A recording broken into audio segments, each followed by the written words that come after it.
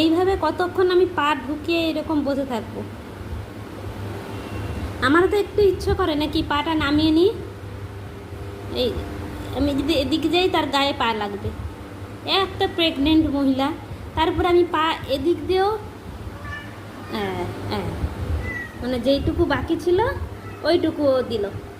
আমরা পাটা যন্ত্রণা করছে, এই তো এলাম তোদেরকে খাইয়ে দাইয়ে, এবার একটু পাটা নামাতে দে।